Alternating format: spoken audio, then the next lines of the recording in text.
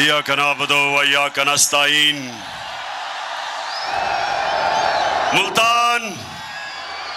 मुल्तान आपका दिल से शुक्रिया अदा करता हूं। बहुत बहुत शुक्रिया शानदार इस्तकबाल का। मैं खास तौर पे जिस तादाद में मेरी मुल्तान की बहनें निकली हैं, मैं खराज तहसीन पेश करता हूं उनको। मेरे पाकिस्तानियों, कभी भी दुनिया में कोई इनकलाब कामयाब नहीं होता जब तक उस कौम के नौजवान और उस कौम की ख्वातीन इनकलाब में शिरकत नहीं करती।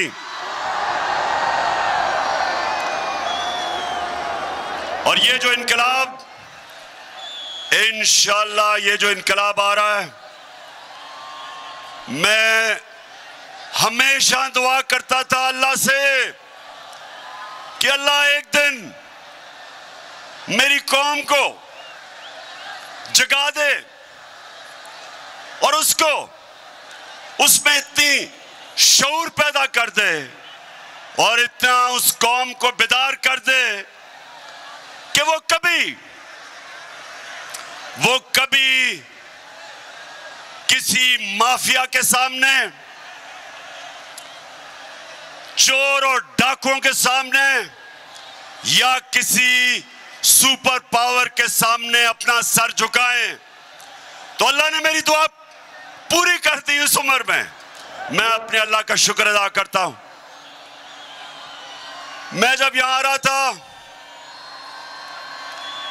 तो बार बार मुझे पैगाम आया कि इमरान खान आपकी जान खतरे में, आगे शीशा लगा लो।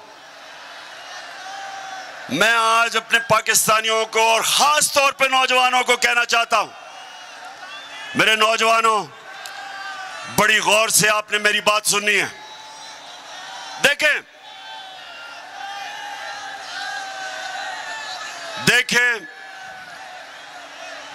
कुरान की एक आयत है, अल्लाह कहता है जो लोग ईमान ले आए अल्लाह उनके खौफ दूर कर देता है।